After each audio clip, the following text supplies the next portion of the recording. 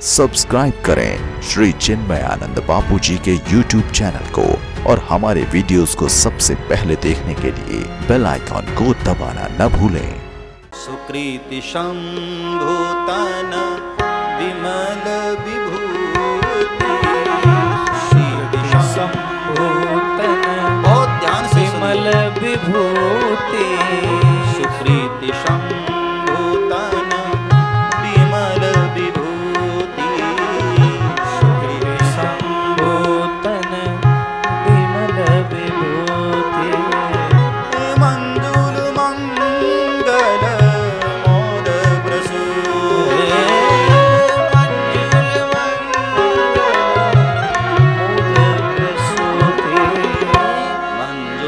मंगल मोद प्रसूति मंजुल मंगल मोद प्रसूति।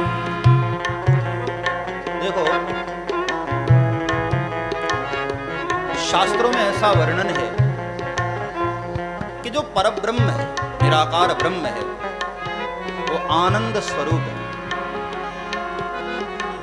रामचरितमानस में भी बाबा तुलसी ने इस बात पर अपना मुहर लगाया, चिदानंदमय देह तुम्हारा। और श्रीमद् भागवत जी में भी भागवतकार ने कहा सच्चिदानंद रूपाय, वो जो निराकार ब्रह्म है, ऐसा कहते हैं आनंदमय है। उसकी जो देह है, वैसे निराकार की कोई देह नहीं, लेकिन कल्पना करे आनंदमय है। और जब वो निराकार साकार होता है, राम रूप में, कृष्ण रूप में, परशुराम रूप में, वेदव्यास रूप में, वामन के रूप में, नरसिंह के रूप में, तो वो जो देह है वो कृपा से है, वो कृपामय है। कृपामय भगवान की देह, वो आनंद तो है ही है उसमें, ब्रह्म का रूप है, इसलिए आनंद तो होना स्वाभाविक है। लेकिन राम रूप में, कृष्ण रूप में, तो वो कृपा रूप है। बहुत ध्यान से समझना। तो किसी ने शिव के विषय में पूछा कि शिव तत्व, वैसे शिव निराकार है, अहम निर्विकल्पो निराकार रूप, लेकिन फिर भी हम लोग शिव जी की मूर्ति तो बनाते हैं ना, शिवलिंग, शिव जी की मूर्ति, उस पर अभिषेक करते हैं, आरती वंदन करते हैं। तो संतों ने कहा शिव मूर्ति जो है वह किससे बनी? आनंद से, निराकार ब्रह्म की देह, कृपा से।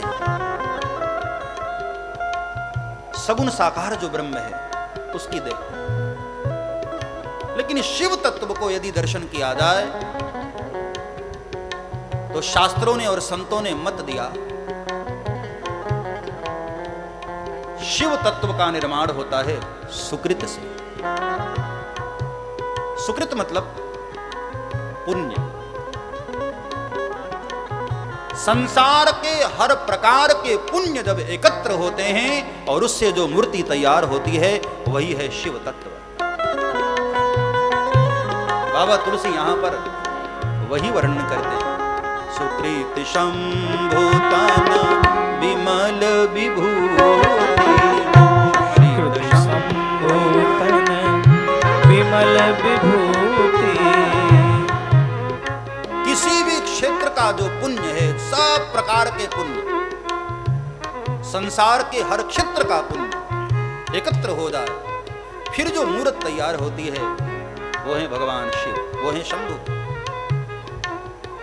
और मैंने प्रथम दिन कहा, बाबा तुलसी ने मानस में जब शिव जी को प्रथम बार प्रणाम किया तो किस रूप में प्रणाम किया?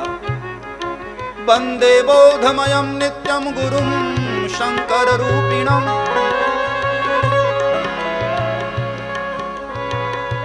गुरु के रूप में प्रणाम किया।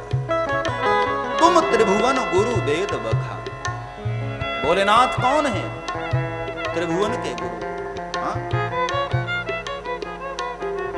इस दृष्टि से यदि देखा जाए तो हमारे सदगुरु की देह मतलब सुकृत देह। बहुत ध्यान से समझना, आनंद मग्न होकर। भाई गुरु की देह वो तो संसार में जन्मा है तो हाड़ मांस की तो होगी, लेकिन तात्विक देह की यदि हम चर्चा करें तो सुकृत शम, गुरु का जो तात्विक स्वरूप है, पुण्यों का अर्जन ही, पुण्यों का एकत्र ही सुकृत देह है। सुकृत शंभुतन विमल विभूति, सुकृत शंभुतन विमल विभूति। तो सुकृत देह ये सदगुरु की जो देह है वो सुकृत स्वरूप है, पुण्य स्वरूप। लौकिक रूप में देखो तो भाई संसार में जन्म लिए हैं, गर्भ से जन्म लिए हैं, माता पिता के संयोग से जन्म लिए हैं, तो हाड़मांस का शरीर होता है। लेकिन तत्वतः आप यदि दर्शन करेंगे मानसिक रूप से, तत्व के रूप में, तो हमारे जीवन के तमाम पुण्यों का जो स्वरूप है वही है सद्गुरु। सुकृत शंभुतन विमल विभूति, और ऐसे सद्गुरु की चरण रज वही उनकी विभूति। जैसे भगवान शंकर, उनके पास तो विभूति का खजाना, सर्प से लेकर के हिमालय तक जो जो भी शिव के करीब है वो सब विभूति है उनकी। गले में सर्प है अथवा तो बिच्छू है, भूत प्रेत गण है, नंदी को देख लो, सिर पर गंगा को देख लो, चंद्रमा को देख, ये सब विभूति है भोलेनाथ। जटाटवी गलज्ज्वल प्रवाह पावित स्थले गले वलम वलम बताम बुदंग तुंग मालिकाम, ये सब भोलेनाथ की विभूति। यहां बाबा तुलसी कहना चाहते हैं सदगुरु का जो चरण रज है वही उनकी विभूति है। ये सब भोलेनाथ के करीब रहते हैं, सदगुरु के पास भी उनकी विभूति उनके करीब रहती, उनके चरणों में रहती। सुकृत शंभुतन विमल विभूति। और अब आगे की लाइन बड़ी प्यारी बात कहते हैं, मंजुल मंगल मोद प्रसूतिया। देखो ये अनुभव हर किसी को नहीं होता है, जो सदगुरु के जितना करीब होता है ना, ये अनुभव उसको होता है। सब्सक्राइब करें श्री चिन्मयानंद बापू जी के YouTube चैनल को और हमारे वीडियोस को सबसे पहले देखने के लिए बेल आइकॉन को दबाना न भूलें।